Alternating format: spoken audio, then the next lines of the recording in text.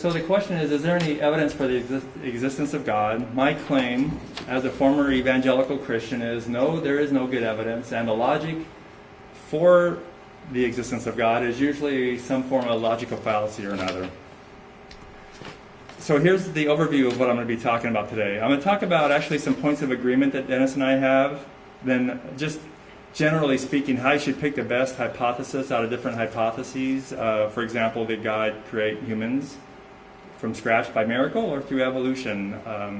Or did humans evolve from other animals, either God guided or not? I want to talk about some common logical fallacies from creationists, and I think Dennis is going to actually do some tonight, so that's something we could debate whether he's actually doing these or not, and he might accuse me of some also, which is a good learning moment about what is a logical fallacy. And then finally, can we test God? And I'm saying the Bible says actually both yes and no on that. So points of agreement. Most Christians I debate do say yes, science and logic and reason can bring us to the truth. And me and Dennis are on the same page though, so that's good. It's just that we have different logic and we have different facts that we're drawing from. So this is an interesting, good place to be. For example, when I debated Derek Hovind, he's a young earth creationist, and he doesn't even want to talk about evidence. He just wants to just go based on, he just doesn't even want to go in that arena at all. In fact, he says that's the reason why is because that's putting you in the place to judge God. And it's like, well, of course we all have to make our own judgments. We all have to make our own decisions. So nothing wrong with that. So I'm going to talk generically here how to determine the best hypothesis. So for example, let's say there's a question, and that's what a hypothesis answers, some kind of question in life. So let's say the question is, how were humans created? And I'm saying there's really two general ideas. One idea is that they descended from other animals, which is evolution, which is either God-guided or not, but basically we got here from other life forms through nature. And the other idea is that, well, God did some kind of miracle, like, you know, literally in the Bible, he formed dirt and breathed life into it, not from other animals. Or he could have just said, let it be, boom, you know, just some kind of magic. You know, you can say that's God's magical thinking. So those are like the two generic hypotheses. So what you should do is figure out the best way to evaluate different hypotheses. Sometimes there's 5 or 6 different hypotheses to consider. And one thing I'm mentioning here, this is kind of like my Bible. This is one of the best books I've ever read. There's a lot of good books, but this is one of the best ones. I actually heard about this book from, they teach us in a critical thinking class at Portland State University. And it's an older, this is a 4th edition. It's an older edition, so it's a little bit cheaper if you want to buy a used edition. But it's called How to Think About Weird Things. And so basically it talks about, you know, the weird things are the interesting things, you know, like Bigfoot and, you know, even creationism and all kinds of things. There's a lot in here about creationism. But it talks about everything like spontaneous human combustion, anything you can think of, UFOs. And so basically, here's 5 different tools you can use to see which is the better hypothesis. Okay, so one is testability. And the author says, if your theory is not testable, if your hypothesis is not testable, it doesn't mean it's false. You know, it could still be true. It's just that it means it's worthless. And that's an interesting thing. It's worthless as a theory because you can't test it. So in other words, I could say, hey, there's a theory, there's a person here, and that person got here through a spaceship, through UFOs, picked them up and dropped them off. It could have happened, but if there's no way to test it, then it's worthless. And there actually is a way to test that. We could test that kind of a thing. But if there's a theory that can't be tested, then it's just worthless. The second one is fruitfulness. Can it make predictions? So, for example, if evolution is true, we should expect to see this. If God created things by a miracle, like just boom, you know, we should see things like this. It'll have different consequences. Another thing is scope. How much can your hypothesis explain? So, for example, in evolution, I would say it could pretty much explain everything. It could explain the geography of what they call the biogeography, the different kinds of animals in different places. Like, why are there mostly marsupials in Australia, you know, and not so much here, you know, for example, in North America. There are some marsupials here in North America, like opossums, but for example, in Australia, I think they had marsupial lions, and of course the kangaroos and all kinds of marsupials, which we don't generally see in North America. And there's a whole bunch of questions about that. I mean, a whole bunch of issues like that. So Evolution could explain a whole bunch of things, like what do you see in the DNA code? Well, this kind of makes sense with evolution. As far as creationism, what would you expect? Well, if you can't really predict anything, or if it doesn't line up with everything, like how does creationism line up or explain the fossil record? How does it explain the DNA? Does it explain the DNA? Or is it just cherry picking kind of thing? So the best hypothesis is the one that has the best scope as far as explaining all phenomena that you can see, all the facts of the world. And then also simplicity, the one that makes the fewest assumptions. So, for example, if your hypothesis is that God did this, well, now all of a sudden you're throwing in a whole bunch of assumptions, such as there's this God that exists, and he wants to do this, and they're really compounding things. So usually the least you can put in there to explain something, the better.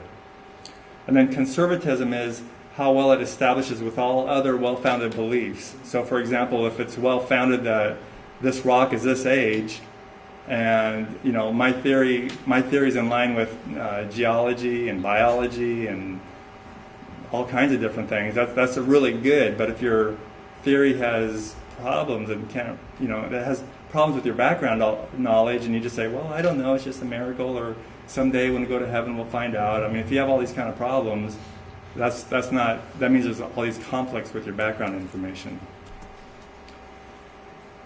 Here's some important points to bring up. The burden of proof. If you claim something, you need to have the burden of proof. So if I have a little pill and say this cures cancer, it's really deemed not to cure cancer until you do a test and prove that it's better than placebo. It could be an M&M pill. It could be anything. Just because you make a claim here, the burden of proof is on you to make that claim. The null hypothesis. What is the null hypothesis? The null hypothesis, for example, if you had a pill, is that pill does not work. And so you have to beat the null hypothesis by test results. And then also the null hypothesis usually is the established information, or the knowledge we have. So, for example, at one time we thought everything went around the Earth. Now we think the Earth goes around the Sun. So we have heliocentricity instead of geocentricity. So now geocentricity, simply speaking, is like the latest null hypothesis. And geocentricity was disproven. Okay, so since I'm running out of time, I'm going to have to skip these logical fallacies and... If you want to extend the time, if you want. That's pretty quick. Well, let's just stick the time. If somebody wants to ask us in the Q&A time, I'll talk about this later. But can we test God? I think the Bible says yes and no, and I got Bible verses for each of those, and you actually have it in your handout here. So basically, I want to say, just in conclusion, I'll wrap this up. I used to be a believer. I used to feel the experience of the Holy Spirit and the presence of God, and I now see that as a delusion. And so I'd like to think that I can help other people try to overcome this and be more mature intellectual thinkers. So I'll leave it with that. Okay, we'll try it again. Yeah, it's working this time. Okay, so I don't know how much I'm going to get through here. But anyway, you've probably seen the bumper sticker, God said it, I believe it, and that settles it. Really, but to a critical thinker, that doesn't settle it. There has to be proof. Why? Because there are many explanations in the world as to what the truth is, and the current mainstream institutions and culture are no longer dominated by God and His holy ways. Now, I especially require proof, having been educated and trained as a scientist, engineer. So what or who caused the physical universe to come into being? That's the question. And why is it critically important to have that answered? Okay. Whatever is the explanation as to where everything comes from, there's only one explanation of reality. That's it.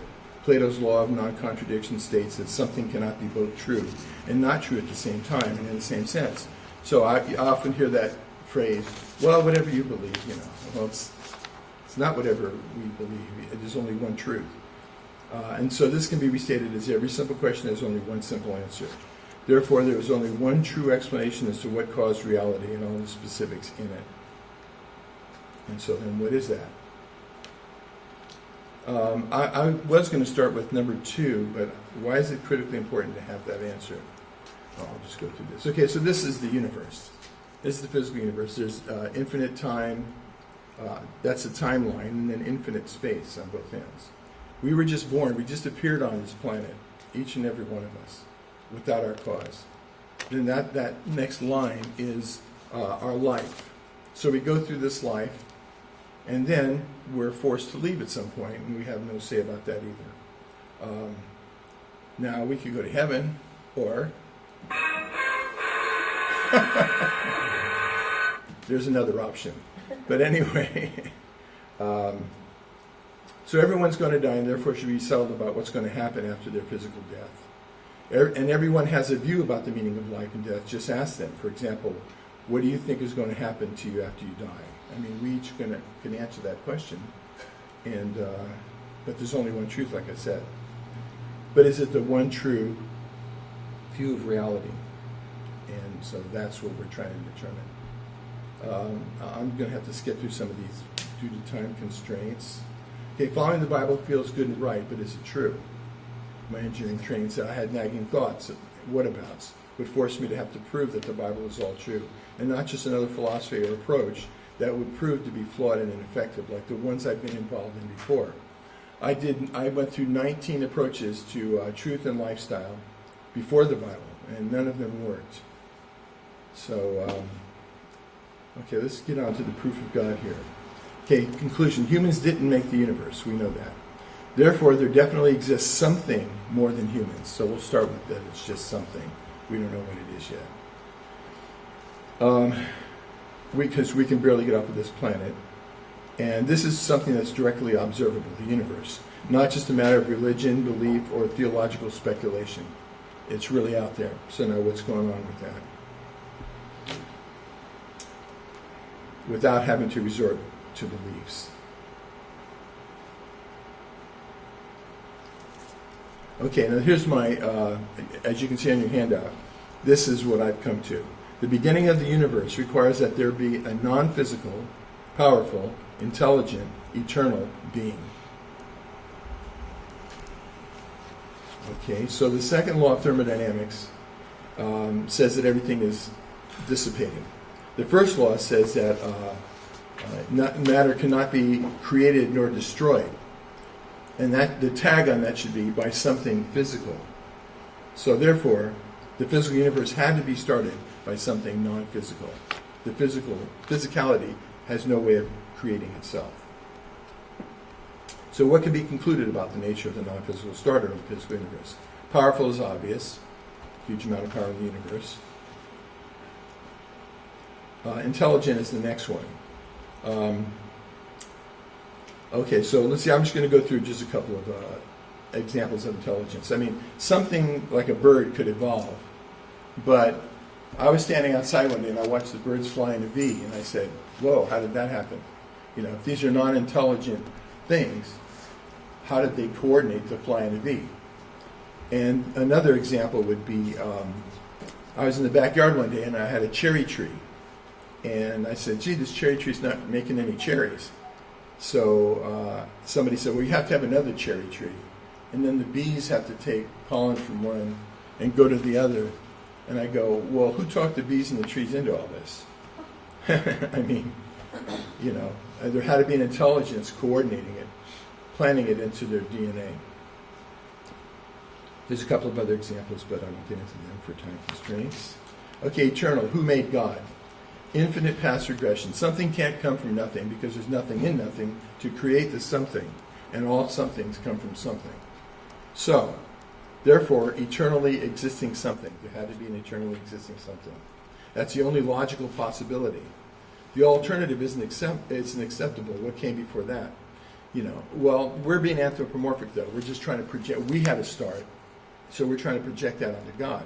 But obviously, God is beyond that. It's not God of the capsule. There are things that can exist that we, can't be aware of. For instance, a blind person can't know what color is, yet color exists. And trees can't know what comedy is, yet comedy exists. So this eternally existing something is one of those things too. And I call that the laws of spirits versus the laws of physics. And then the proof of the Bible confirms the conclusion here. In Isaiah, it says, I am God, there is no other. I am God, there is none like me. Before me no God was formed, and after me there shall be none. From eternity I am He. So the thing there, though, is I just quoted the Bible, and I don't use that as proof. But if I can prove that the Bible is a book of truth, then those verses stand. And that's what I do in my book, The Proof.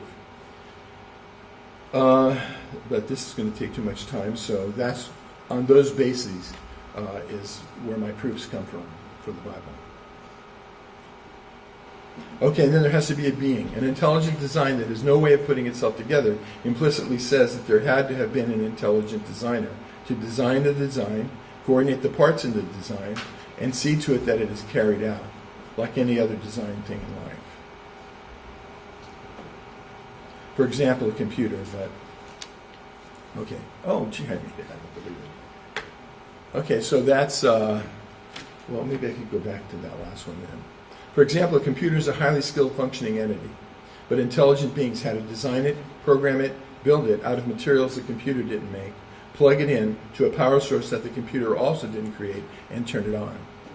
So in conclusion, I say that the originator of the physical universe was a non-physical, powerful, intelligent, eternal being. Okay. I'll wait 15 seconds. Okay. Okay, so now we go into our next section. Okay, this is where, since I presented first, you can ask me, and we'll have an interchange for 8 minutes. Let me reset this. So the purpose of this is to have a discussion. When he asks me a question, I'm not allowed to just give a sermon in response. He's free to interrupt me and say, no, that's not what I'm asking, and try to get to some point and not let me try to flip something or redirect something. And then we'll switch the table and I get to ask him some questions. So does that make sense? Well, let's see. What I did, though, is I went into your book. And so basically you are making a statement and I'm going to answer it. Oh, then you can answer what I say in response. Well, this is the time to interrogate me so you can ask me about my book. And okay. You know, yeah, let's stuff do like that. that. Okay, got it.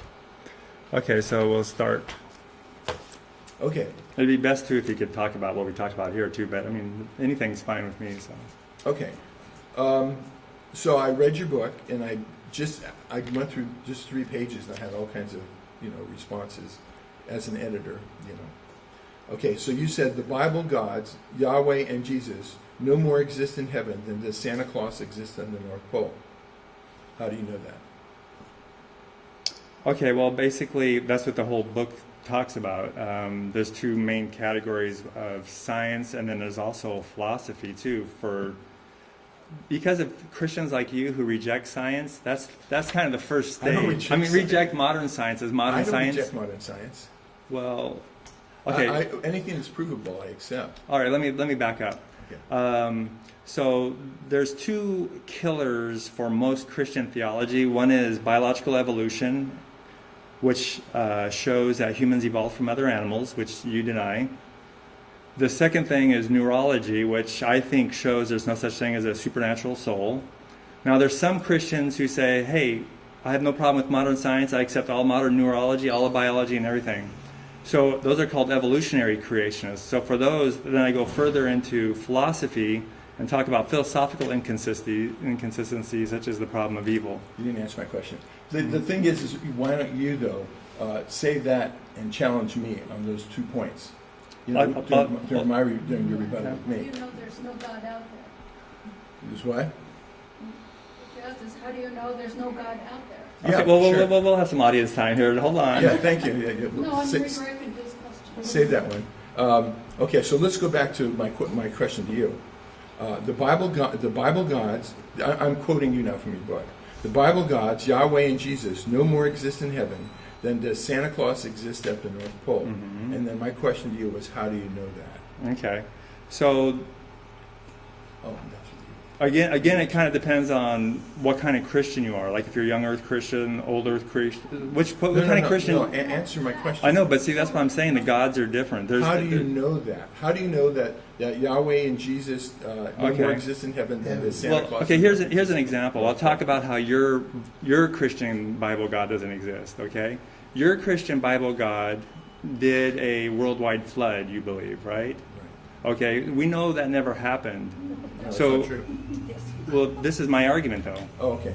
So if my science is correct, we know that that creature doesn't exist because his claim to fame never happened. And I would say your science is not correct. I know, I agree, yeah. But see, if my science is correct, then it follows that this thing doesn't exist Well, that's a big if.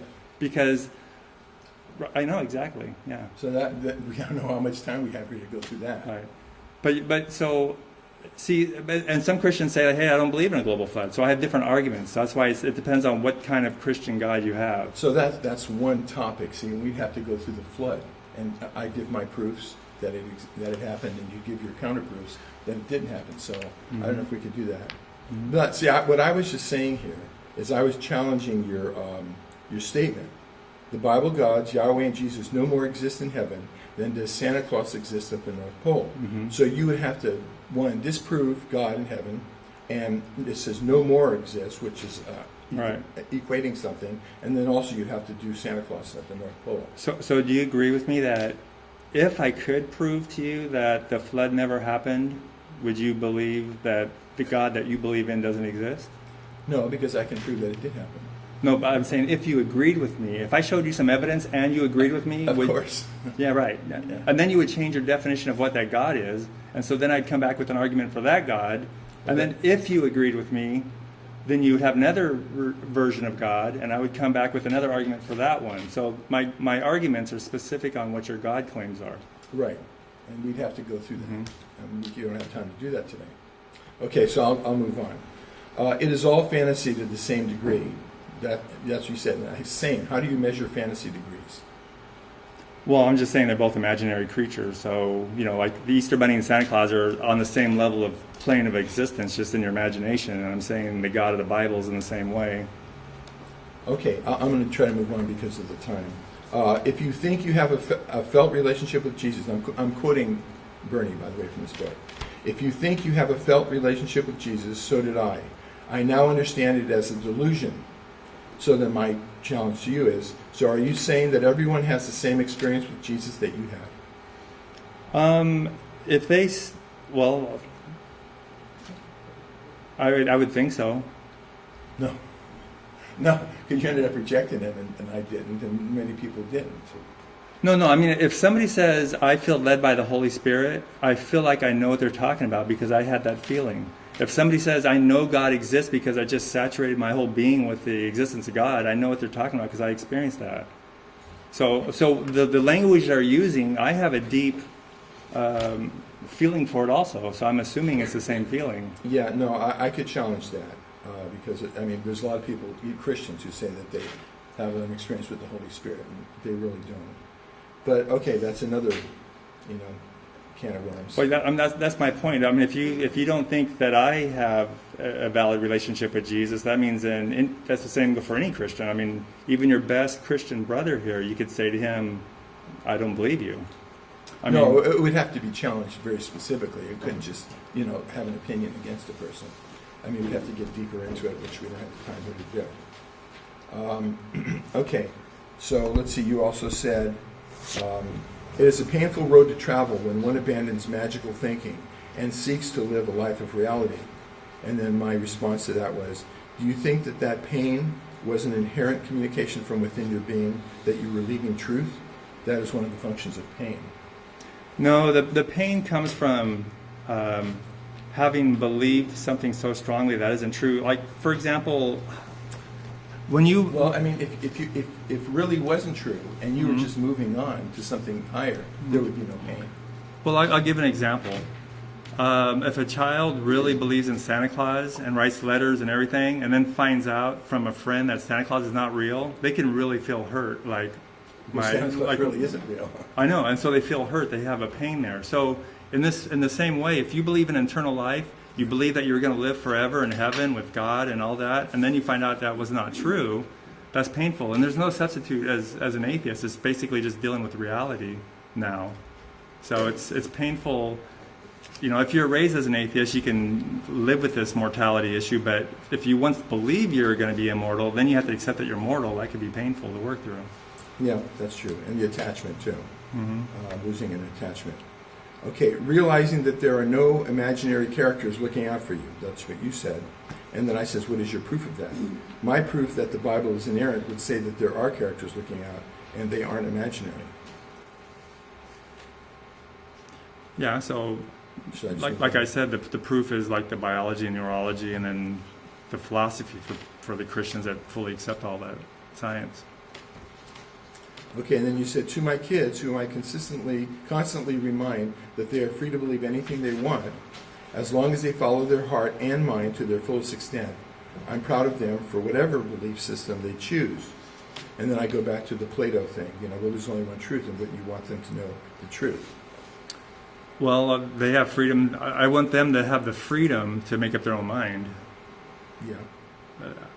I have the problem with my own family where there's all these expectations that you should believe this, and if you don't believe it, you're upsetting them. It's like, no, you should give me the right to believe myself, what I think is honestly true. So I want to give that to my kids. They can believe whatever they feel is right. Right, but your whole, I think you're called the truth seekers. Mm-hmm. Isn't that right? Right. So being that there's only one truth, shouldn't you just keep seeking? Sure. Okay. Yeah. I mean, I'm still seeking too. Okay, good. Yeah. Good.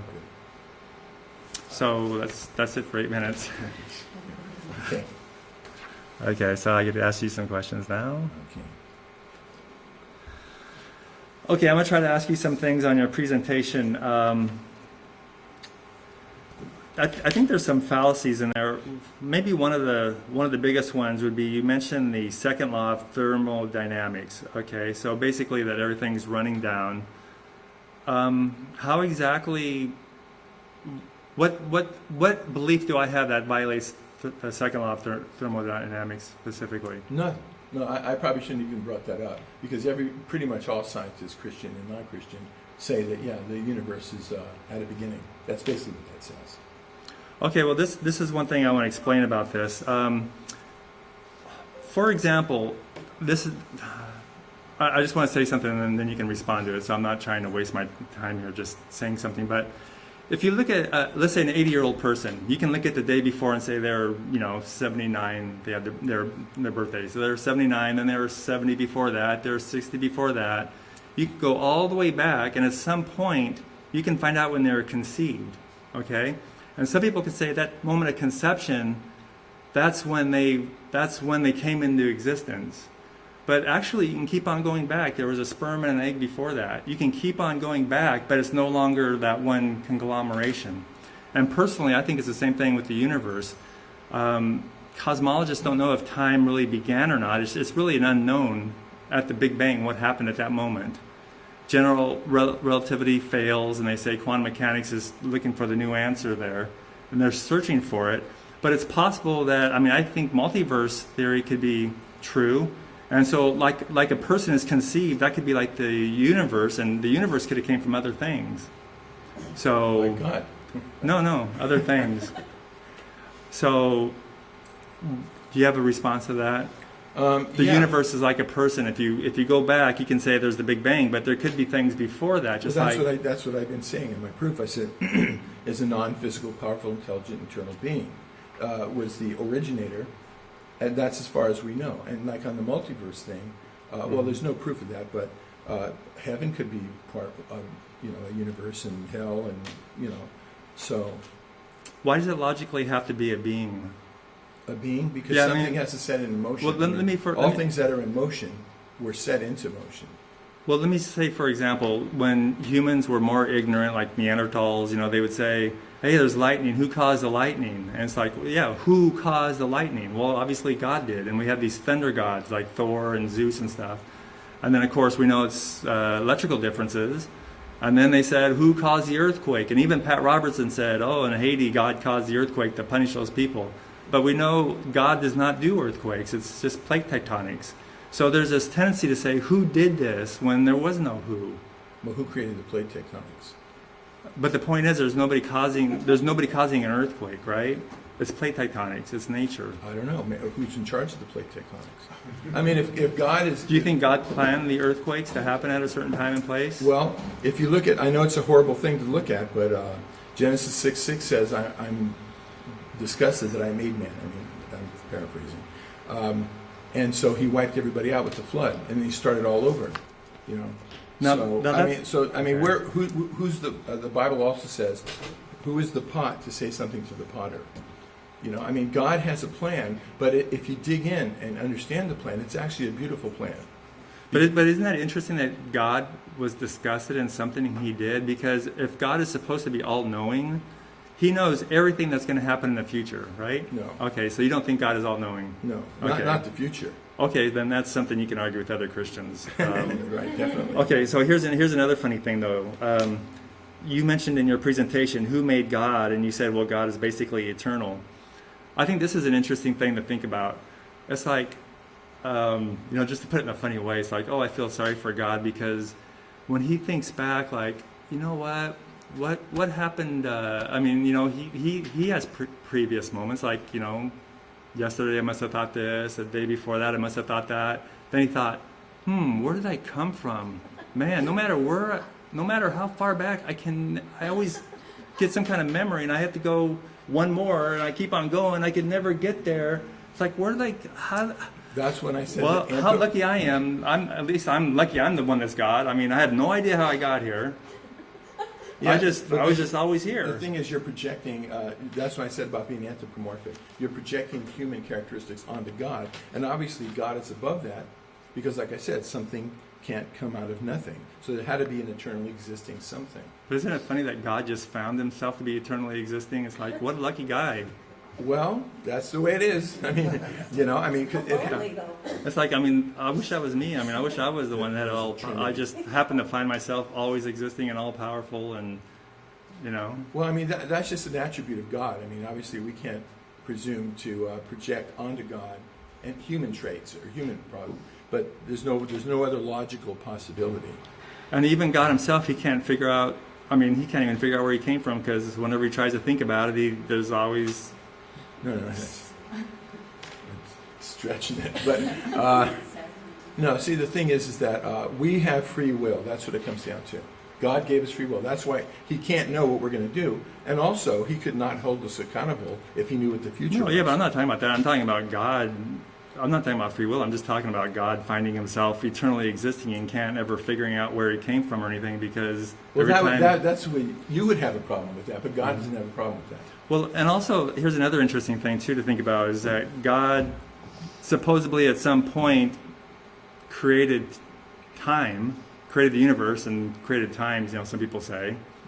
But you would think there's got to be a time when God said, you know what, I think I'm going to create something. But he can't think that because he already always knew everything. Oh, but I forgot. Okay, you said he doesn't always know. He's not all-knowing in your mind. And there's no the future, no. Okay. Because he gave us free will. Okay. That's where the free will comes into it. That's kind of interesting. Because most Christians do say he's all-knowing. So I know, but see, the thing is, if he did know the future, then that means we're not responsible for what we're doing. Therefore, how can he judge us? And plus, who wants a relationship with somebody who doesn't have free will? Well, yeah. The reason why a lot of theologians say God is all-knowing, they say he's everything that's good. So it's good to know everything, so he's all-knowing. It's good to be powerful, so he's all-powerful. And yeah, those are true. So basically, but the problem is some of these have philosophical problems, like if he's all-powerful, all-knowing, all-loving. But I think it's kind of curious, too, that they don't say everything. Like, what about humor? Humor's a good thing. Is he all humorous? Maybe the whole thing was a joke. Maybe all of creation was a joke. Maybe the Bible was a joke. Well, that's what Hume says. Hume's a Scottish philosopher, and he says that he's ashamed. It's an infant deity that made this existence, and he's ashamed of his production, so he kind of bailed on it. Could be. There's kind of an ancient. Oh no, I don't believe that. That's like there's an ancient deist view like that, where they believe God just set things off, and he actually still does people and sends people to heaven and things. But nowadays the deists, I don't know if there's much deists, because they just say God's kind of. Well, there's just a lot to understand, and this is, it requires a lot of deep thinking and investigation. And I've been doing that for decades, and so that's why I write the books, because there's some things that I discovered. Okay, so now we have time for Q&A, and if you want to come forward, you can sit in the chair here. Try not to trip over a cord, and we'll give you 3 or 4 minutes. Try not to hit cameras or anything on your way up. Here, I'll get over to here. Yeah, don't move it too much because it's kind of framed up. So, Oh, okay. yeah. Awesome. Yeah. He can sit here, Dennis. Oh, okay. You can sit where? Yeah, he'll just sit there. Okay. Mine for you, Dennis. Okay. So, you believe that God exists, and I used to believe in God, although even then there were periods off and on where I had doubts. But where is this God? I know it's like most people don't think it's part of our universe, but where is it in terms of me getting in contact with it? Because I prayed to God, and I didn't detect anything that was a communication from God. I would say, God, I'm having a hard time believing your existence right now. Can you provide me some evidence? Something that you know would convince me. Still haven't found it yet. I prayed for healings. Some Christians interpret some passages as saying that God still performs healings through Christians. And so I said, even as a non-believer, I'm still going to pray for this because I'm going to appeal to that scripture which says, Lord, help me where I lack faith. And I said, I know someone has cerebral palsy. I know someone who has multiple sclerosis. Can you pray for, heal them? But in a certain time frame, so I know that it happened miraculously. So far, it hasn't happened. Other people have prayed on them. They tell me it hasn't happened. Laid hands on one of the persons. Another person, the other person is a conservative Christian, and she's prayed to God. She says for healing, it hasn't happened. So where can I find evidence, God directly, some kind of way of communication, or Him giving me a sign that's clear cut, nothing that would be ambiguous? Okay. In your heart, see, you have something going on right here that you have no control over. As a matter of fact, we all have that, and we have to deal with it. See, so the whole point of getting into God, are you Indian by any chance? No. Okay, sorry. And I'm not Middle Eastern either, even though I look that way. No, I know. It's just, I learned something from Indian. That's why I asked. So we have something here that we have to deal with, and we don't have total control over our feelings, but there's a mechanism that goes with it.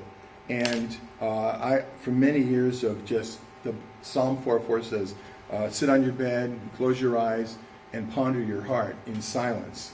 The Bible also says the heart is treacherous. Who can know it? People have all kinds of feelings for things that they want to believe. There's people who probably have feelings that Allah is the one true God. There's the Mormons that say you'll get this burning sensation in your bosom. Yeah. Feelings to me aren't too reliable. No, I didn't mean that. What ends up happening is what I call, and what the world calls actually, the sixth sense. See, in your heart, there's the heart is the seventh sense, the mind is the eighth sense, but there's a sixth sense. There is a still voice in there. It's perfect. And if you meditate long enough, you end up being able to differentiate that from your feelings heart, your emotional heart. So the whole idea of spiritual growth is to get in harmony with that sixth sense. And it's perfect, and then it works. I know someone, I guess you would say she's a fundamentalist Christian, and she feels that God has communicated with her, not in an audible sense, but He says He's given her ideas that she says that she could not have thought of on her own. But with me all my life, all the ideas that I had in my head, I always considered them my own ideas. They never gave me an impression that they were from a foreign source. And I know people who say that they see Jesus in front of them. I met a person who says he sees Jesus and talks to him, or another person says she sees Mary Magdalene. And I asked them, well, how do you know you're not just hallucinating? How do you know it's not a mental illness? Then they kind of get panicky. So, even if I did have some mental impression like that, how do I know I wasn't schizophrenia or hallucinating or getting sleepy or what? Well, because peace accompanies it. You have a feeling of peace and a feeling of love and a feeling of clarity. And so as you meditate inside, like you said, you have ideas. That's mental. But the Bible says that God speaks in a spiritual language. 30 seconds. He speaks in a spiritual language, and He doesn't speak in verbal. It can manifest verbally inside of us, but there's a connection that has to be there. And I learned this as a jazz musician, a sax player, that you have to just surrender, and there is something that comes up. It's like there's something real there, and that's the whole idea of hearing God, getting in tune with that inside of us. Some people might think they're getting in tune with their spirit guides. Well, but that believe in psychic powers and ESP and I know, guys. I wouldn't go by what somebody else said. And God, if I use the spirit, so maybe it's spirit guide. Yeah, who knows? Anyway, thank you. That's, Okay. Sure, I think my time is up. That's what Yep, Okay. thank you. Next victim. Victim. Anybody else want to come up? I don't want to come up. I Okay. prefer to be off camera. Okay, I just want to make one closing comment on. I mean, just a quick comment too. That Gavin was talking about prayer, God answering prayer. One thing I want to put out there too is that God is equivalent to a rock or a jug of milk or anything else. If you pray to a rock, the answer from the rock is going to be yes, no, or wait. And it seems like God gives the same results. And so if something's indiscernible, maybe it doesn't exist. You know, I just throw that out there. Right, it has to be within his plan. That's the bottom line. The rock plan? Yeah, no. No, I mean, yeah, he is the rock. That's what it says in the Bible. But it has to be within his plan. And we can't project what we want to see happen unto God. Right. We can ask him. So you got to pray according to God's will and also the rock's will. When you pray to the rock, you got to pray according to the rock's will. Well, when I first became a Christian, every prayer that I had at the end was, "If it's your will, not my will, but thy will." Right. Yeah. Right. But I mean, people who pray and get a healing from cancer and different things, they probably have the same results if they pray to a rock or God, I think. No, God's in charge of their life. You know, it's just the Bible says to give our petitions to God. I'm sorry, go ahead. Okay. I've just come out as an atheist after struggling so much with Catholicism, and I'm in such a better place for it. I mean, trying to reconcile this belief in the talking snake and the flood tube, every kind of animals and stuff, that just doesn't make sense to me. And as a little child, I even thought, you know, as I went to Catholic school, and I'm thinking, it just seemed like nonsense to me. But now that I can feel good about being an atheist, what I have the hardest time is nobody else does. Nobody else wants me to be an atheist. My family is, you know, they're horrified. They want me to go talk to a priest, and I have no interest in talking to a priest. I'm fine with my beliefs and convictions, but I really think atheists are very much maligned because, you know, the majority do believe in, you know, whatever God. Well, you know, okay, we both grew up Catholic, and yeah, you know, it's just presented to you, accept it or not.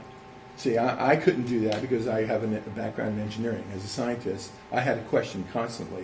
So my questioning constantly led me to, oh yeah, the Bible is all provable. Now, your situation is, you know, you've kind of like disengaged from that belief system, and you feel good about that. You feel a freedom about that. But it'll lead you. I mean, you're not going to stop there. See, you're going to keep questioning, and you're going to look for answers. And, you know, I mean, like you might say, wait a minute. If there's no God, where did this all come from? And you'll start thinking about that, and that thinking will lead you to your new thoughts. I know that's not true. I have faith that that's not true. That atheism is not true? Oh. No, that I'm not going to go back and start believing in God. Oh, no, It's I'm not not. a questioning thing. It's a, you know. You're not going to go back. No. Right. You're going Right. to keep moving forward. But see, I was the same too. I didn't believe in God at one point, you know. But I'm just saying your life will evolve and your thinking, and when you put your head down on the pillow at night, you're going to start thinking about stuff, and then you're going to have to get answers to it. See? Well, Bernie, I'd like to ask you this. Well, I mean, I'll make a comment on this. Okay. I you know, yeah, you're basically struggling as an outcast. I mean, to think that, yeah, we have a really high Christian. I mean, we have a Christian culture, so there's a lot of Christians. And my family, same thing. I have a lot of problems too. Same problems. A lot of serious. I come from a really large family, so some people are really against, you know, my change, and some people are more easy with it. If I had a smaller family, I mean, those people who are really against me could have been like, you know, that's my experience. But anyway, yeah, our culture is mostly Christian, so it is really hard to live in that as an outcast. But you know, that's just the way it is with any kind of belief. I mean, like the first Christians, they were persecuted also by the Romans, you know. So they were the outcasts. So it's just, you know, what can you do? You just gotta. Well, just to let you know too, I mean, yeah, people around us, they're attached. The word attached to their beliefs, and they don't want to. They don't have enough confidence in their beliefs that if you start thinking differently, it's going to challenge them. But just let me say this: I feel like an outcast in the society. Yes, definitely, because I'm really into it. I'm an intelligent, reasoning, you know, person, and every church that I've joined, There's no interest there in intelligence. And so, That's sad. yeah, I know. We're almost time's up. Do you have another quick question? No. Okay. Did you want to? You got a few more seconds. Do you want to finish up or say anything? No, I was just, actually what I just wanted to get from you is how to make yourself more acceptable to, Yeah, Do You may not be shut able up? Do to. you just stay Yeah, quiet? yeah, hey, Do I not fly yeah, my A? Shutting up goes a long ways, and one thing that But makes how's that that easy. ever going to make us Well, see, acceptable? one way that makes that Wow. easy is if you have another outlet. Like if you go to an atheist group, Yeah. you can vent, and then you get all that venting out and everything. And then when you see your family, you give a big hug and say, "Hey, I love you," and don't talk about religion. You're right. It's like, "Hey, I believe something else. Let's talk about something we agree on or something." I mean, even Jesus said he wasn't. His family was like not his family. He said that he was an outcast in his hometown, and so he said that. Well, who is my family? It's not my blood brothers and sisters and mother and father. It's those who do the will of God. That his spiritual intuitiveness. So just feel free, and you're not going to please everybody. That's for sure.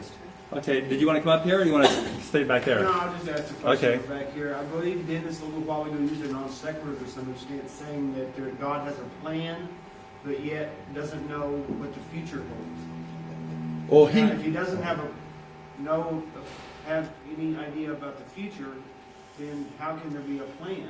Well, he's going to carry out his plan, and he knows that much about the future. He knows a lot about the future. I mean, he does all kinds of prophecies in the Bible, and they all come true.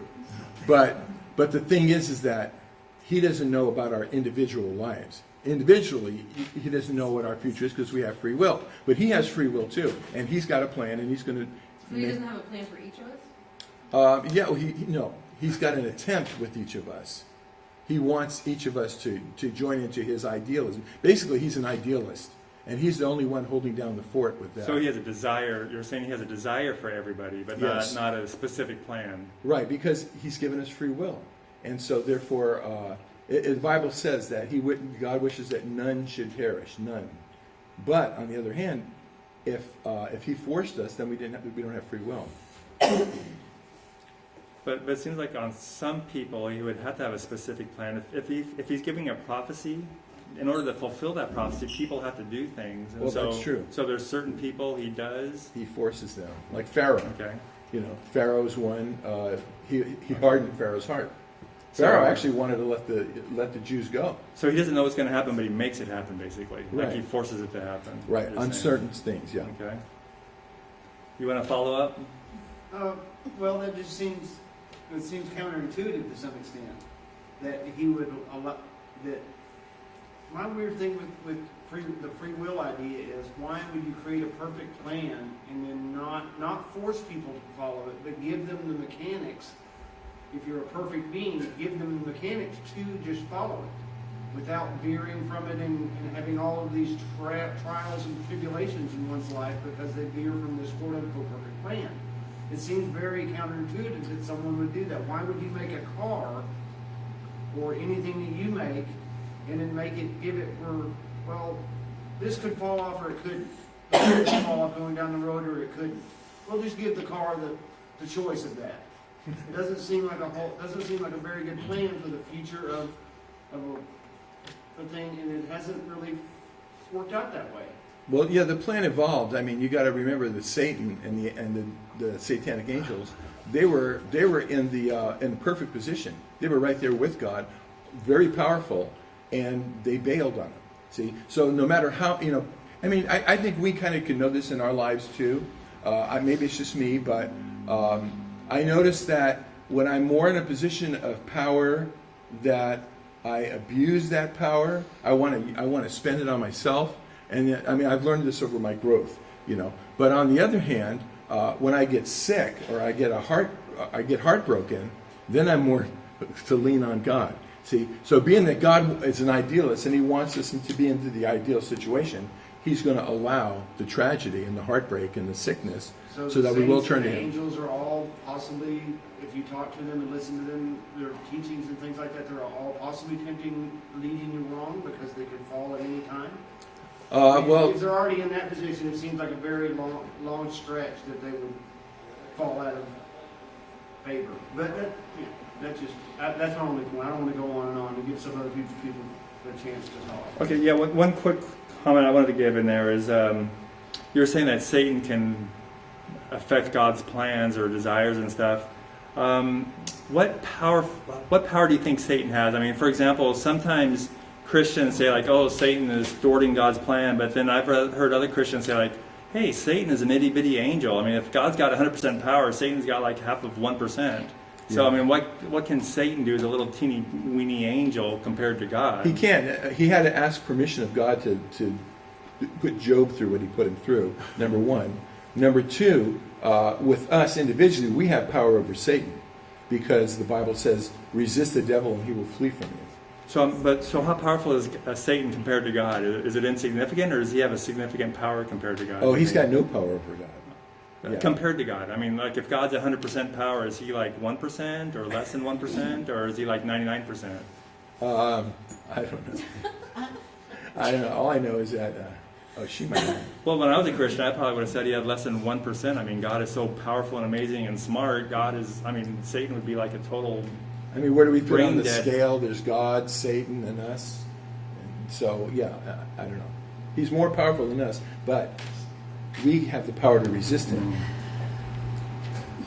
It's kind of interesting if God is he's so smart, and then he created this being that could actually undermine him. You know, it's like, oops, I gave him too much power.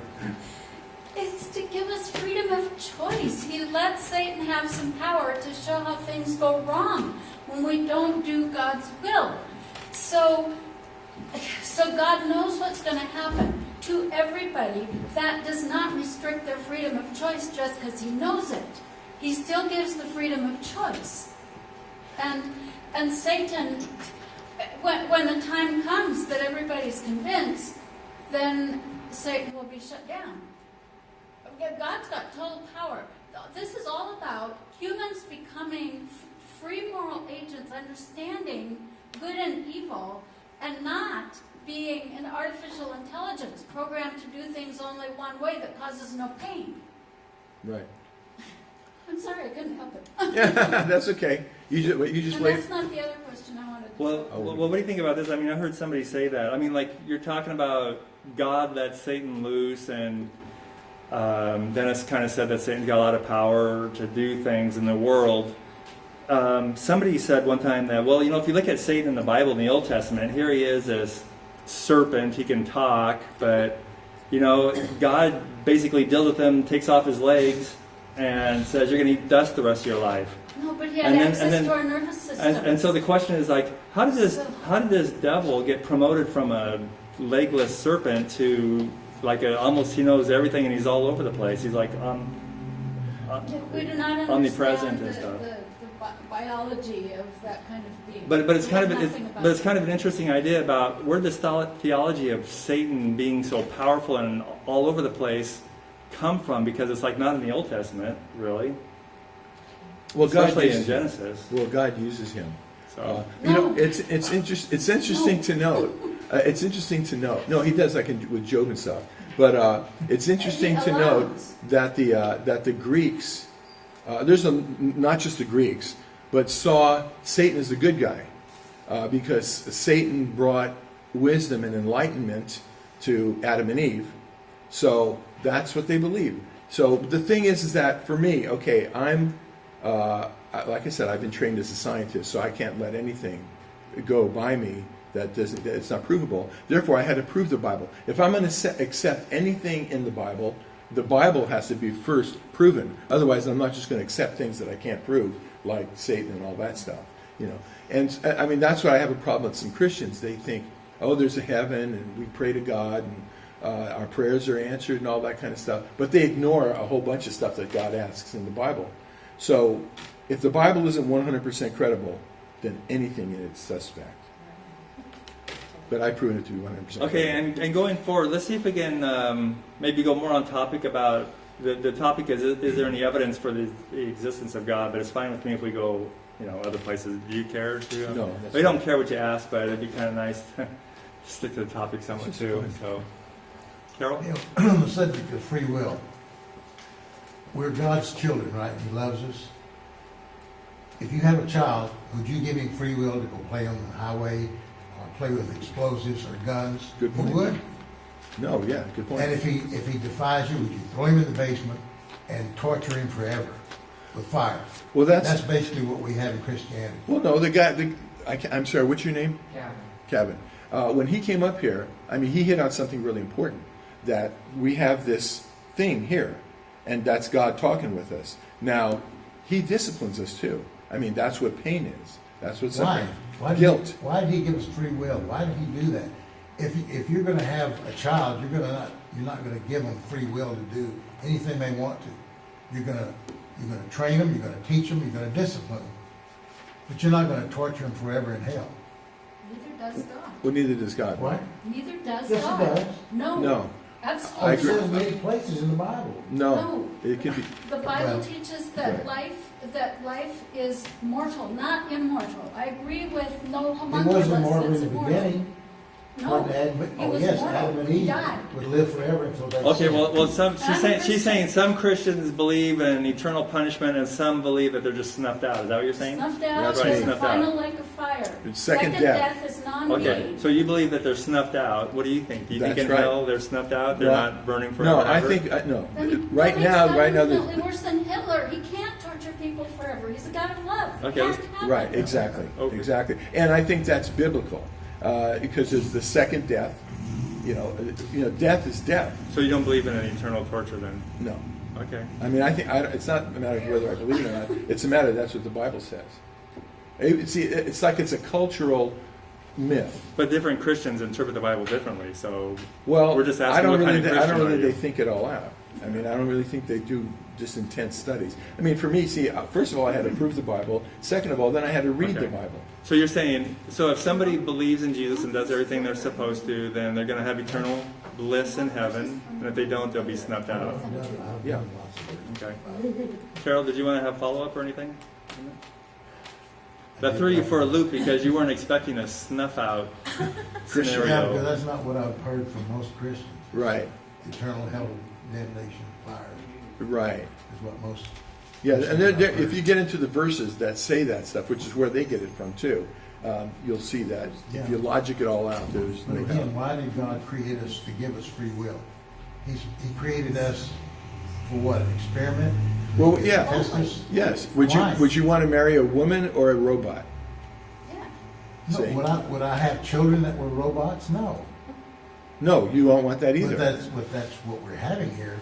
We're supposed to be good little children that obey and do everything just right. Well, but if no- we make a mistake, then we're doomed. Well, no, that's not true. There's always we can come back around. I mean, we have guilt and we have pain. No, according and, to the to try Bible, to Blasphemy is an unforgivable sin. against the Holy Spirit. Yeah. So you can't be forgiven for that. You can murder someone and ask for forgiveness and you go to heaven. But if you blaspheme the Holy Spirit, you're doomed forever. You can't, there's no going back. So it's Yeah. contradiction. There's lots of Well, contradictions. no, that's God's rule. I mean, there's no contradiction There's with two that. rules. I mean, One is if you ask for forgiveness, you're forgiven. that's only one case you're talking about, blaspheming the Carol, Holy have you Spirit. blasphemed the Holy Spirit? Oh, sure. Okay, so there's no way he can be saved then. Is that what you're saying? No, he can turn around. Sure. Well, no, And what does blaspheming the Holy Spirit mean? See, that's Well, another thing. but if you say that if you blaspheme the Holy Spirit, you will not be forgiven, and he says, I want to blaspheme the Holy Spirit. Tell me whatever it means, and I'll do it. If he says that, If he says it right to the day he dies, you mean? no. If he just says it, tell me what I need to do to blaspheme so I can do it. I want to prove that I'm an atheist. What if he did that? Well, that's not proving he's an atheist because he's gone on a Bible tenet, so. It proves he has no fear of hellfire and punishment for blasphemy. Okay. Well, But the only thing is I have a video. In my rebuttal, I was going to play this video. It's called "The Big Gamble," and we're all sitting here, and we have free will to decide any of this stuff, But we all will die someday, Okay. and at that point, then reality is going to step in. Whatever we believed, whatever we thought and worked out, it won't matter because there's only one reality, and then whatever it is, then we're going to be held Okay, accountable. we have a question over here. Do you want to come in the camera? Or? Okay. I have a question for both of you. So Dennis, the proofs of God you have do they prove that you're a specific God? And if so, how? Well, there's only one God. I mean, there's only one reality. That's what I said about the Plato thing. You know, something can't be true and not true at the same time. No, there's only one reality, and I'm a seeker. I mean, I grew up in San Francisco. I was a hippie. I went through 19 things, approaches to lifestyle and truth, and each thing that I got into, I go, you know, I was enthusiastic at first, and then I go, oh, this isn't working because there's a flaw here, a flaw here, and a flaw here. And I finally got to the Bible 31 years ago, and there's no flaws. I mean, I thought I saw contradictions at first, but I was able to resolve all of them. So I was just seeking what is the truth. I'm not looking for something to believe in. I'm not looking for a fairy tale to attach to. What is the truth? And so it just turns out that that's the truth. You know, that God exists in the Bible, it came from him. And a question for you, I don't know really how the best way to phrase it, but where do you see logic existing from a naturalistic philosophical viewpoint? For example, you don't see the rules of logic written out anywhere in nature. Mm-hmm. Yeah. You don't see numbers on words. Right. Yeah. So basically, what you're asking is called ontology. It's like, how do things exist? Not ontology, no, but how do you arrive at seeing the rules of logic must apply to nature? Yeah, I think you're talking about the ontology of logic, in other words. It's like for example, numbers, for example. Some people say, do numbers really exist, or are they a human invention? Because in nature, nowhere do you see a 3 or a 4 or a 5. It's just what people come up and say, 1, 2, 3. People came up with this. You don't see these numbers in nature. So philosophers argue, like, are numbers something really out there existing, or is it just something humans came up with? And so it's the same thing with morality and logic. And even, math, you can say the same thing about, equations, math equations. E equals mc squared. Is that something that humans came up with, or is it something that's out there and we discovered? So this is something that philosophers argue about, and, I don't really weigh in on that because I don't know, but I don't think it really has any impact, because usually if somebody says, well, logic proves God exists because of blah, blah, blah. I think to me that's just what they call a logical fallacy of appeal to ignorance, where you say, nobody knows how this happened, therefore God did it. Like, how did the universe start? Nobody knows. Okay, well, that's evidence for God. No, it's not. We don't know. So, What, didn't you hear me? where does logic come from? I don't know. I mean, I don't think anybody knows. The best philosophers, the smartest philosophers, could have a debate over these things. So it's just kind of an unknown thing, I think, in our maturity as humans. My engineering background would say this, let's take morality. He brought up morality. Okay, this is a thing. It's a designed thing, just like a car is or a computer is. They only work one way, see? So morality really boils down to what's the optimum way that this thing works. See, and there's a line in the song that says, wonderful is what you'll feel in you when you do the things you were made to do. See? So, I mean, if a car decided, like you brought the thing about the car, or having free will, if a car decided, the carburetor said, I'm not going to work today, the whole car doesn't work. See? So, if we want to feel peace and we want to feel good, then we have to discover what is the design of this thing. So, I think because I have 4 minutes. Well, the time's basically up, so you can do a real brief. Let's just do a quick one. Just curious, when you mention intelligent design, do you find it troublesome that if an intelligent designer designed all the species, that most of those species are dead, so the design maybe was a bit flawed? So you mean extinct? Suggest not intelligent design, but somebody who's trying to fund them. You mean, why are some things extinct? Yes. Well, they say most things that ever, like 99.9% of all animals that ever lived are now extinct species. They say are extinct. Yeah, I don't believe in evolution, which is because the Bible says kinds, but there is microevolution. I don't believe in macroevolution. So things get better and evolve over time in that way. Okay, next question. Somebody, you want to come up here or back there? Okay, you got to be nice and loud. Okay, that's for Dennis. Do you believe that all of the Bible is literally true, or do you take some of it as a metaphor or an analogy or what? It's all literally true. So you think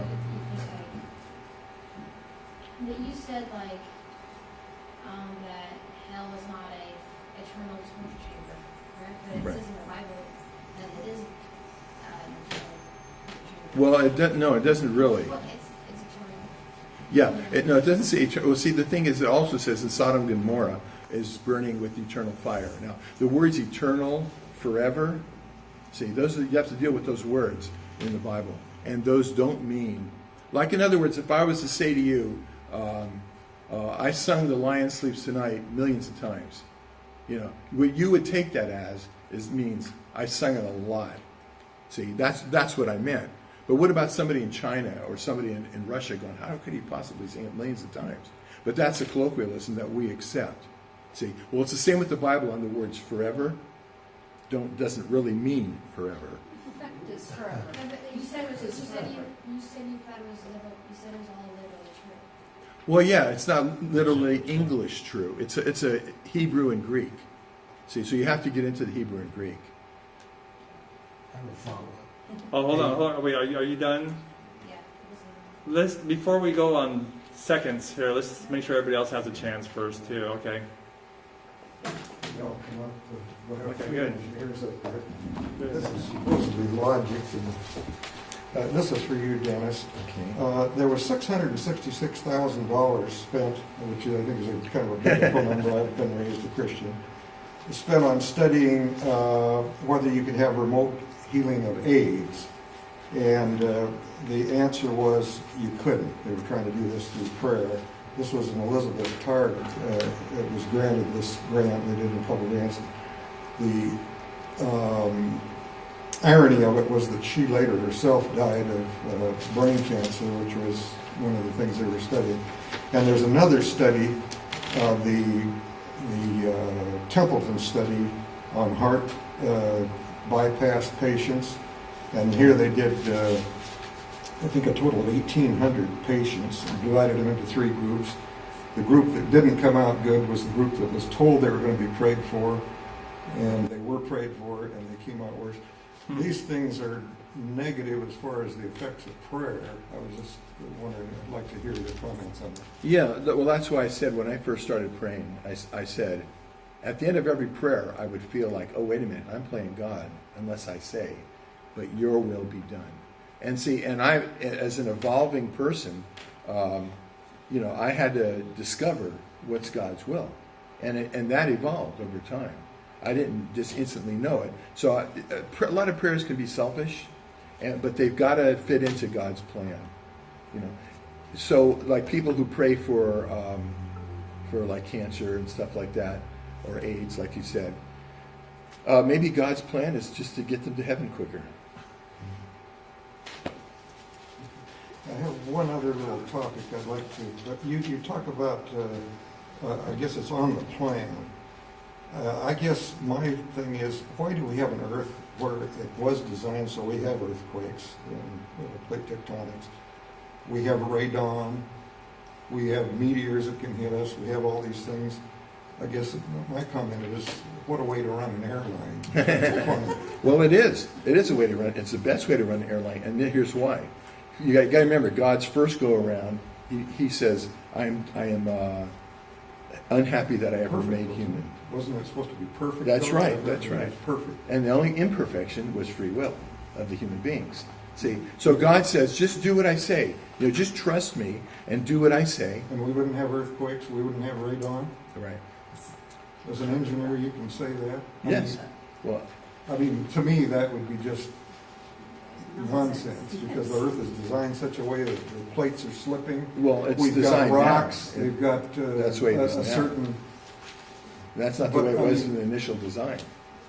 the composition of rocks on the Earth would have changed if we hadn't assumed, or they changed after we decided to Yeah, the ascend. fall of the earth. Upon the fall of man, suddenly there was changes in the rocks. That's what the Bible says, yeah. It says there's a fall. It says that the creation groans to be, So everything was changed. At that time, then plate tectonics came in, the kids got this rough playground to live in, and meteorites could start striking the Earth and things that uncaused. Yeah, because as far as understanding God's plan, you have to recognize that, we've taken our free will and just gone off. I mean, is this a great world? ISIS, beheadings, there's a lot of bad stuff. I can just go through a big list. And God looks down there and he says, wait a minute. He says, I created this to be perfect. Now I have to restore it to perfection. And so sometimes he's got to shake us up to get our attention. Earthquakes, I lived in LA, so earthquakes were. Heard about changing everything. Yeah, that's in the Bible. Just kind of a quick comment. I was listening to Ken Ham. He's a young Earth creationist, at the Creation Museum, and he was saying that in God's original creation, dinosaurs didn't eat each other. So, I guess they were vegetarians, like T-Rex, Yeah. So, Okay, question? Can I come up? Sure. Yeah, thank you.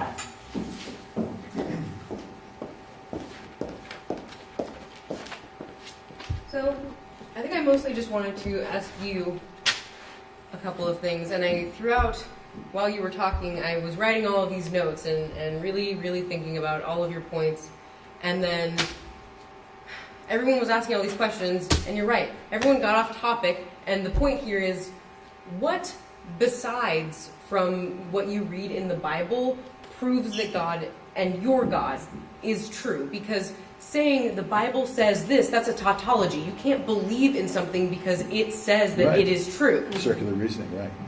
So what do you have, if you're not looking at the Bible at all, what to you proves that your specific God, not the Hindu God, not the Muslim God, not God and Goddess of Wicca and that sort of thing, what tells you that your Christian God, and also in whatever sect that you believe in, or because there are hundreds of different sects of Christianity, what tells you that you and your specific sect of your specific religion is true without looking at your religious book?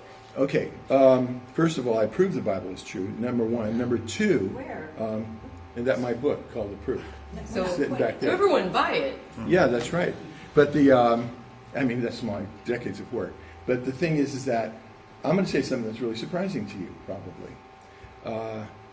First of all, I proved that the Bible is true, so I accept what it says. But, my sect, I don't have a sect. My sect is science and logic and reasoning and experience. But everybody says, there's a verse in the Bible that says, only through Jesus can you be saved. Okay, wait a minute. Let me, that's what I'm going to say that's surprising to you. I say, wait a minute. You mean Jesus, he was only on the planet for 33 years. And his ministry only lasted for 3 years. You mean he can't manifest anywhere in any way that he wants? And it says all things came through him. So therefore, I say it's really a one-on-one thing. That's what God's looking for. And the Bible even says that. It says that, it's 1 Peter, I think. It says that if a person fears God and acts uprightly, he's acceptable to God. So I'm saying Jesus could manifest anywhere he wants. That's fine and dandy, and I think I'll move on to a different question since you've completely ignored my original question. No, I answered it. Wait. Or you can just give another chance. She was basically saying, just can you give me some evidence besides the Bible, just right now? And then you pulled out stuff from the Bible saying I proved it to be true. I'm saying, well, that's important. Don't look. Okay. Can I prove it? Okay. Yeah, just give. I did it. That was my presentation. It's a non-physical, powerful, intelligent, eternal being. So, is God all powerful or not? Yes. So if God is all-powerful, then why does God not know the future, as you suggest, and which is completely different from most other Christians? That's the omniscient part. Well, because it just doesn't make sense. That means we don't have free will. Okay. And it's important to him. This is his project. That's true. If that's important to God, and if you're saying that God finds certain things to be important and to be good, another qualifier that I want to ask is, do you believe that God is good? Of course. Okay, so if God is good, and which, by the way, in part of your argument, you said that, oh, well, wait, you're anthropomorphizing God. Well, if God finds certain things to be good and important, and he's jealous, and he really feels sad when we don't go his own way, isn't that also anthropomorphizing God by saying that he is also a specific being? Do you believe that God is a man? Do you believe... He's a spirit. Okay, so he is a spirit. Okay. Well, I'm not going to say it. And okay. It's just traditional. That's fine. But... My point here is, isn't that in itself anthropomorphizing God? Well, no, that's part of his nature, though, as revealed in the Bible. Okay, I think I'm done. That's why I had to prove the Bible. That's why I have proved the Bible, don't say. I think we can go home now. No, not yet, but think You when you already get had your there. chance, and you've been dropping a bunch of different people, and so Oh. She needs to get up there herself. That's okay. Let's just have a friendly conversation. It's okay. yeah.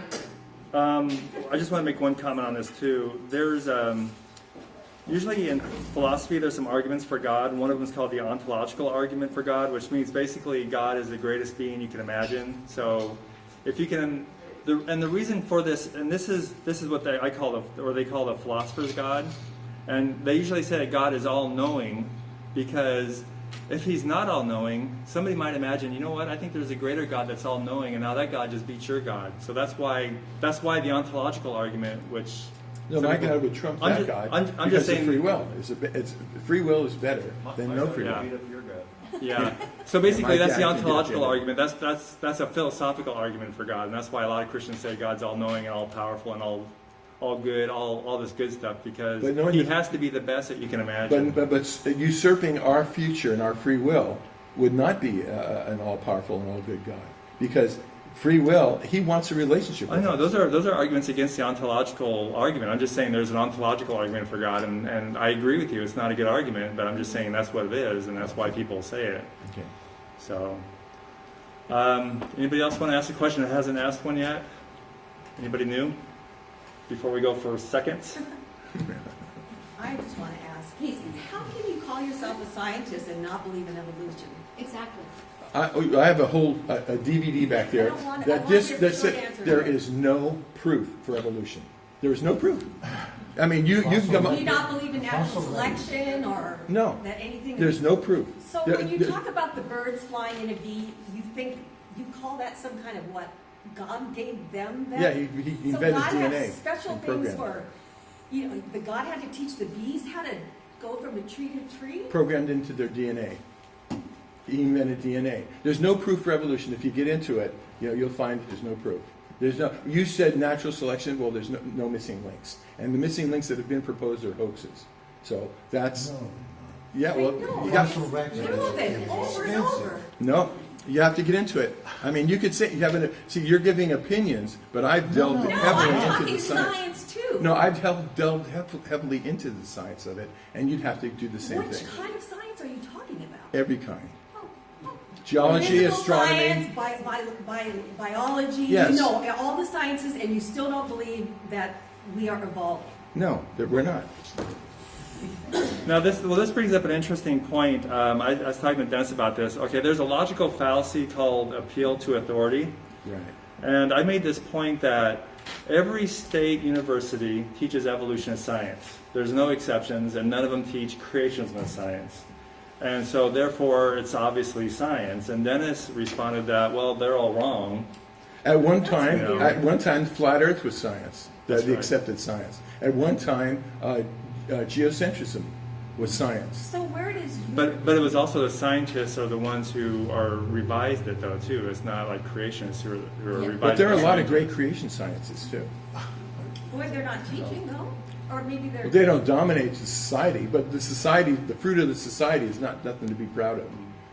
When you look at male-female relationships, when you look at a disease, at crime, and one time Bernie said to me, he says, "Give me one proof that we're not evolving," and I said, "Rap music." Some people love rap music, and that's absolutely But great. where the love comes from is evil. It's anger. It's not peace. See, so that's devolving. In your Speaking of opinion. evil, you a little earlier said that you believe the Bible is literally true, every bit of it. Yeah. So how do you explain all the demands and commands to kill people for various little minor discretion? You kill someone that's gay. You kill someone that Right. works on Sunday. You kill a woman that's not a virgin when she marries. Right. You kill your son if he slaps you. Well, no, I don't. That's all that's the not in versions of the Bible that says the same thing. Yeah. A little bit different wording. Yeah, well, you got to recognize, God's plan is he started out, he wanted everything to be perfect. So any sin, going away from his perfect plan, then he did have capital punishment, in those days. Oh, whoa. That changed. That changed when Jesus came No, around. Jesus said, I have not come to change the law, I've come to whatever. Well, he did change the covenant, though. But he did say that all the laws of the Old Testament still apply. No. Not when jot and tittle will Yes, not one disappear. jot and not one. Yeah, that won't disappear, but he says, you have heard this, but now I say this. So there's a whole bunch of those things in Matthew, the book of Matthew. So he's See, you got to remember that contradicting if you that. wanted a perfect society, which was God's intention, well, then you have to go through these, like anybody who gets off the track, just wipe them out. That's it. So They why don't do we still deserve to use be the here. Old Testament then? Pardon? Why do Christians still use the Old Testament? Well, they don't totally go along with everything that's in the Old Well, Testament. you just said that you believe everything in the Bible. Well, you have is to literally true. understand why those laws were there. Oh, I Because God understand. wanted perfection at that time. As a matter of fact, that's why he said the chosen people. See, he chose one group of people to try to work out this perfection through. Jews? And Jews, right. They And weren't so illiterate and so part of the world. they just proved that no, they failed. See? So then he says, okay, let's move on to the next covenant. And the next covenant was Jesus, basically, which is about love, and it's like, it's a one-on-one thing. It's not a society thing now. And that's it. When you understand that, but the original way with those punishments, yes. And you got to remember, he wiped out the whole earth at one point because he was disgusted. It grieves me in my heart that I ever made man. That's what he said. See? That's So- kind of interesting in Dennis's idea that God doesn't know the future, so he's like, okay, the first covenant didn't work, so now I'm gonna give you another covenant. That proves that he didn't know So- the future. See, if he knew what the new covenant was going to have to be, but I think he did kind of know that. But he had to go through the test and the proof that So he's people weren't going to. fallible. Pardon? He's not infallible. Well, no, he's given free will. That's perfect. We're not infallible, but he is. But see, he's just going to sit back. It's kind of like like what you were saying about raising kids. You do the best you can. See. But they're going to grow up sometimes and they're going to rebel. And there's nothing you can do about it, right? But it was all your good intention to try to help them. See? Well, that's the same with God. We're his I won't children. torture him in the basement forever with fun. Well, I don't think he does that either. Well, a lot of Christians. I say know. that. It's a lot of people thought the earth was flat at one point, too. But if they just... Well, that's, you're comparing science to the Bible. Science is always changing and learning. The Bible never changes. And some Christians never change. Yeah, the Bible doesn't No change. matter what. But Christians should change. Okay, next, go ahead. Be nice, speak loud. So, are you a young earth creationist or an older creationist? Young earth. So you believe that the earth was about 6,000 years ago? Right. And young universe, too. And I've used modern science to prove it. Really? Yeah. So you believe that those stars, and our stars, and those billions of years old? No. It's only 6,000 years old? Right. You know that there's science to prove that how old it is? Well, you see that. Scientists can date back from the earth that we can tell that it's over 5 years, and our earth is not making it. Yeah, well, see, dating systems, though, are in question. I call it the dating game. If you get into dating systems, I mean, I had all this in my rebuttal, but none of the dating systems work infallibly, see? So people come up with these, and then there's the other thing of like the, as far as the universe being 14.5 billion years old or 13.77, whichever one you want to accept. See, the thing is that the Big Bang shot out so fast. They just discovered that this year, see? Like 10 to the 10th power times the speed of light. They're using that, but they say it's astonishing how fast it just boomed out. Well, all up until this time, science have thought that the speed of light is a constant. Well, it's not a constant. It's been proven over and over now that it's not constant. It was the expansion of space itself that went out that fast. Yeah. Life within space is still in time. It's like warp speed idea. Yeah, well, the only thing, I wouldn't agree with the Bible, though. The Bible says that that space was created first, and the darkness was on the deep, and the deep was empty. And then God banged into it. Gavin is saying, though, the inflationary period is the expansion, it has nothing to do with light, it's the expansion of space. So it's not light speeding up in the inflationary period. Oh, I see what you're saying. The And speed the of light galaxies, is not changing. and the galaxies are going along for the ride, is what you're kind of saying. In the expansion of space. Okay, yeah, no, that would disagree with the Bible. That's all I can say. That's why it's important. The point I was Oh, making wait, at that listen. point, you were saying science was contradicting itself about what it said about light speed, and they're saying they're talking about testing something different when they said space itself is expanding. Well, even within the space that we have, though, light has changed. The speed of light has changed. So even like within here, it's changed. So that's been measured. I'm not aware of that. Can you document that? Yeah, I have that in my. Okay, let's my go books and back my to DVDs. the original question again. Okay. Is that it? Okay, well, one thing I want to mention too is that, for example, if they've looked at supernova explosions, and they're like, some of my, I don't remember how far they are, but they're more than 6,000 years old. They're like, 6,000 light years away. They're calculated to be they could be millions of light years away. So, and there's this thing called a redshift, where as the light travels through space, okay, it shifts. And so scientifically, it looks like that's how far away it is, okay? So you can say, well, God just created this light in transit and everything, No. so it appears that way. No.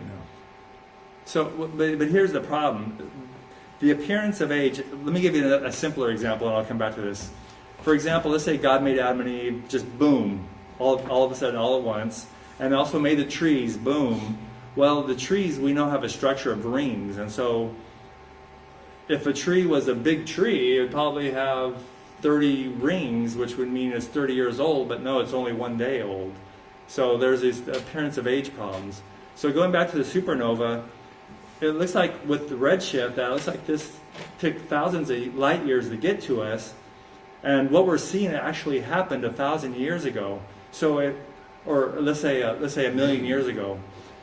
If what we are seeing did not happen 1,000,000 years ago, that means God is kind of showing us a movie that never happened. It's kind of make God a deceiver at that point.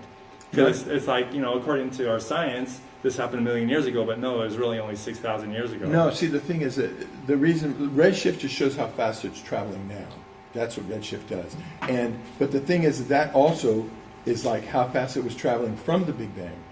See, because Newton says that an object in motion tends to stay in motion, an object at rest tends to stay at rest, and at motion at the same velocity.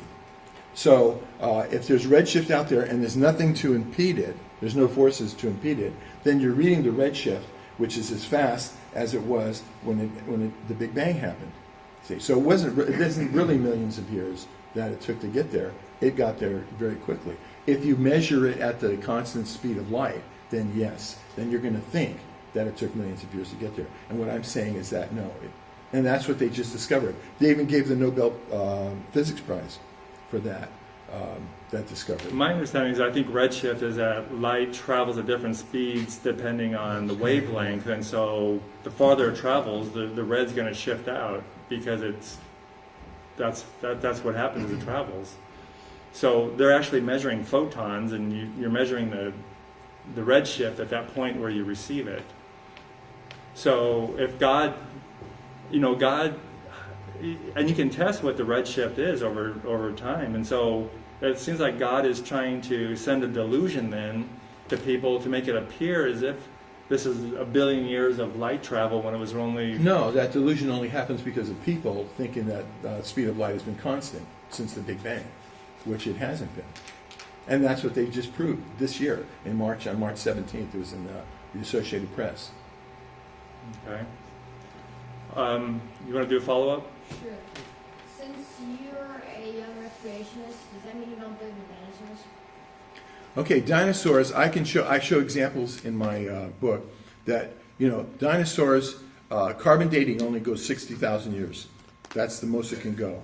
Well, they're finding soft dinosaur flesh. See, now. So that means dinosaurs can't be millions of years old. It can be no more than 60,000 years old. And then it goes way down below that. Well, I wouldn't really know much about that. Soft dinosaur flesh? Soft dinosaur They flesh. they found like a All T-Rex over. bone that has they think it has DNA material that they can still get out, but it's not documented yet. They're still investigating it. So Well, they found soft flesh though in Alaska, in Australia. I mean, they find it all over the place. The dinosaur. but you're not. But at this point, though, it's still being investigated, and you're trying to make it sound like it's been Well, no, the soft flesh can't stay in that state for millions of years. Okay, but that's an assumption you're making, though. To the bone, you mean inside the bone, right? Mm-hmm. Right. Mm-hmm. So the bone that's calcified, it could preserve it for a long time, potentially, right? Well, it's true that it is surprising the scientists. They didn't think they could find something this ancient with the soft flesh. But the point is, it's like, yeah, well, I mean, a lot of the stuff is still being investigated. Well, I'm just saying that the dating methods, that put it at millions, 60. I mean, we're just constantly hearing 650 million years the dinosaurs became extinct. 65 million. Oh, 65? Okay, 65 million years ago, dinosaurs became extinct. We just hear that over and over, and that's what Hitler said, you say something over and over enough, and people will believe it. So if that's our... 2 + 4, I've been hearing that for a long time. Pardon? I shouldn't believe it because it's been said over and over again. Right. 2 + 2 = 4, you said. Oh, 2 He's plus been 2 hearing equals that for a long time. Well, some things that you hear are accurate, but some things aren't. I mean, that's not, it just takes delving into it more to prove what is, provable and what isn't. Does anybody else have a question? Okay. So you talked about that scripture about, I think it says something to the effect that all creation has been growing from the foundation of the world or something. Groaning, yeah. Now, some people, I was raised as one of Jehovah's Witnesses, and we interpret that scripture, I don't consider myself one anymore, except on paper for technical reasons, but we thought that meant it was referring to humans. It talked about the first man in the passage and the first Adam and the second Adam. But to think of it the way young earth creationists do, the way that it appears to the entire universe, seems pretty silly. How could something 2 humans did by eating a fruit affect stars and galaxies far away or affect other animals? How can that change all those things? You're saying all those things got affected too. You think the earthquakes were affected by what humans did. Well, How do you because... explain that? Scientifically, you said you came to some of these conclusions of yours through science. Yeah, right. Well, that proving the Bible is part of it, but you got to remember that the God's in a spiritual realm, and we are spirits too. So we also exist in that realm, and you have to, the physical realm is secondary. What's primarily important to Him is that we're obedient to how to live in harmony together, and how to live in His ideal world. See, so that's spiritual, and so therefore, He made the physical. He can manifest it and play with it however way He wants. But the fall, that was very disappointing to Him. But how did the fall change the physical things, the things that are on Well, He did our that. system? He did that. He changed it. So God created the problems in response to a sin of man? Yeah. I thought you were saying the fall created it. No. God is sinner too? Is God creating evil? There's a passage in the King James Bible that says He creates evil. I know, that's true. Is that literal? Yeah, that is literal. But it's not evil because it's all within His plan. The plan of creating a perfect society. I mean, isn't that what every one of us here would like, is a perfect, ideal society? Well, that's His plan. That's His goal. And anything else is secondary. Diseases, earthquakes, all that stuff is secondary. What's primary is creating all the chaos that's in the universe outside the planet and creating all the earthquakes, somehow that serves a good purpose. Right. To me, He could work, if He does exist, He could work out His purpose without adding to the trials and tribulations that we already have. Well, okay, the Bible says wisdom begins with the fear of God. See, so He instills fear through those things, through earthquakes and hurricanes and all that people saying, oh, wait a minute. Because otherwise people get really cocky and they think they're in charge. And then what happens? They sin, they hurt other people. That's what people do. And they do that anyway now. They hurt other people. See, so God doesn't like that. So He's got to shake things up a little bit every once in a while to get our attention. So you think some of those things that get shaken up cause some people, like Carol and myself, to question whether there really is a benevolent God. I know you say He's not all-knowing. Even the witnesses sort of say that. They say He can foresee the future according to the witnesses, but He doesn't always choose to do so. But anyway, it makes some people question God if He's allowing all these things to happen when it's not Yeah, to many people are just not consistent with all of it. Well, they just need to understand, that's all. They need to understand that some people are, inherently got bad stuff, and they do bad stuff in the world, and he's got to shake it up every once in a while. As a loving father, it's a loving act.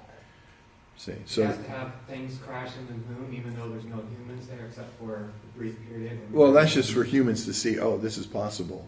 And that's going to happen to us. And they talk about it all the time on The TV. church used to think those were perfect spheres until Galileo shook out the Catholic hierarchy by showing that they're craters. Well, yeah, right.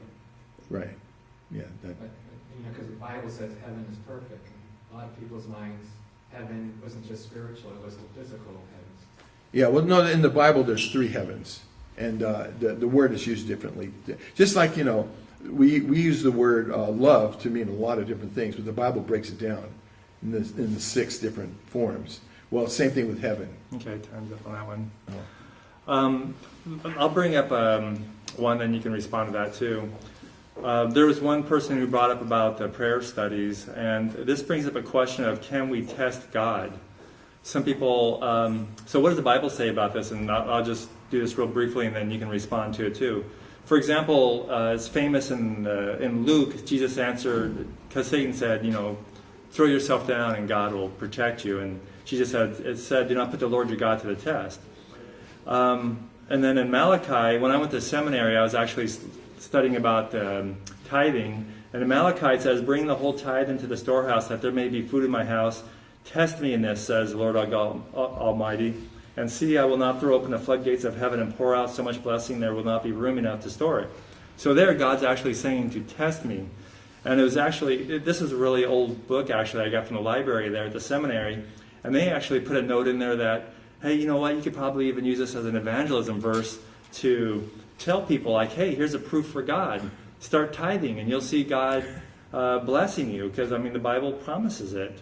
But there's some people who are really against tithing, Christians even. They'll say, like, well, of course it doesn't mean material blessings.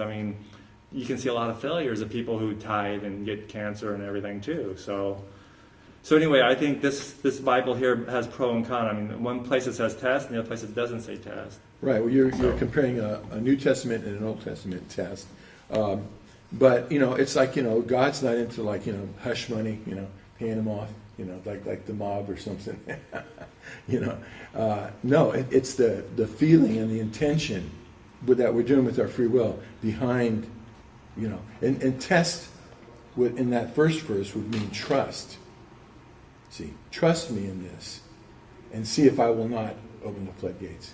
Well, let me ask you, so like when this person talked about the prayer studies, for somebody who has that mentality of, I want to test if prayer works, I want to test if God is doing anything, do you think that's an insult to God to test him, or do you think that's something God is okay with? No, that's an insult, I think.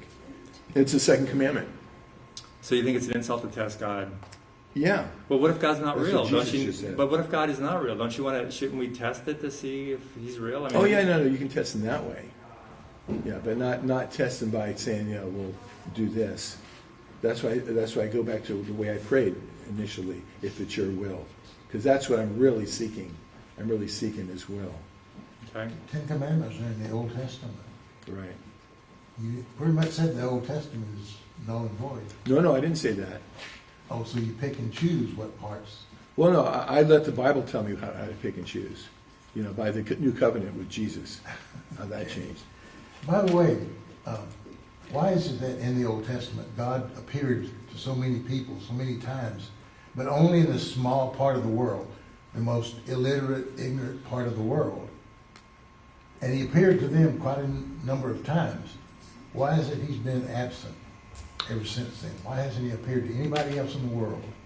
Why just those in the Middle East? Yeah. Well, with this, we'll finish up. Answer this quickly, and then we'll both do a 1-minute closing, and then we'll talk afterwards too. Okay. Well, I think he does appear, but he appears in our heart. Every human being. That doesn't count. Huh? That doesn't count. That doesn't count. Your heart? Okay, what if you get a heart transplant? No, not your physical heart. Not your physical heart. Okay. No, he appears in our heart. And even you have to discern within the spiritual heart, the sixth sense and the seventh sense, the emotional heart and the sixth sense. And I used to think I had that, and I think it's a delusion now. So. Okay, so we'll do a 1 minute closing each. You want to go first, and then you can go second? Is that fine, or you want to go first? I don't care. Okay, I'll just close here.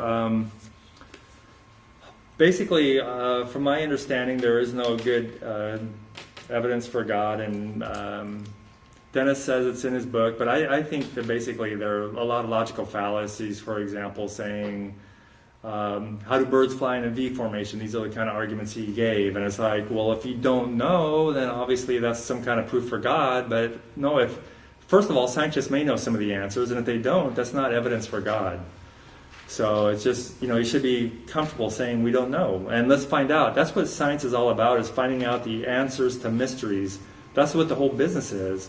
And it comes up with, it's about coming up with a hypothesis and trying to test things. It's not saying nobody knows, nobody can explain it, therefore God did it.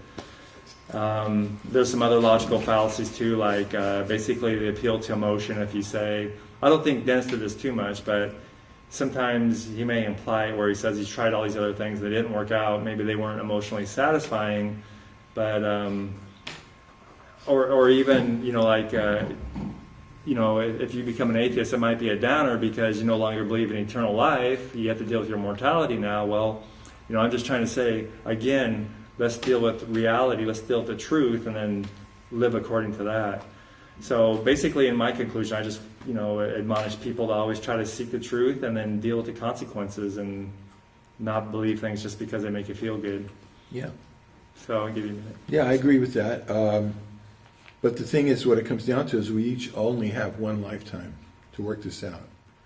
And then the judgment, the Bible says the judgment, but then whatever's going to happen is going to happen. And so I think we should be careful about, people are so titillated now with the television and video games, and they're very distracted. They don't do what they used to do. They used to have public forums and sit around and do like what we're doing right here. This used to be a common occurrence, and there was a lot of people doing it because that's the only way you're going to really come to the truth. So that's unfortunate. That's an unfortunate thing about our world right now. But nevertheless, we still each are going to be held accountable at some point. Now, if it's lights out when we die, then that's it. But if the Bible is true, then those who followed God's plan and got into it, his idealism, are going to be in heaven. By the way, let me say this too, that the Bible says that there's going to be a whole lot of Christians who aren't going to be in heaven. Jesus said that the gate is narrow and few people to eternal life, and few people are going to find it, and the gate is broad to destruction, and many will travel through that. So, see, that's another thing about the forever and the destruction and all that. So I say, it's on each one of us's conscience and each one of us's approach to life. Are we going to stay stuck in one way of thinking, or are we going to investigate to our complete satisfaction? And that's what I would encourage. I would encourage everybody to just investigate to total satisfaction, like I did. And thank you guys for coming and talking respectfully. We need to see more of this in our society. Instead of people getting upset with each other. I know there was some heat over here, but I apologize for interrupting. No. It's, we just need to I like your spirit. It's good. be able to get along without being offended too easily and stuff. I think so.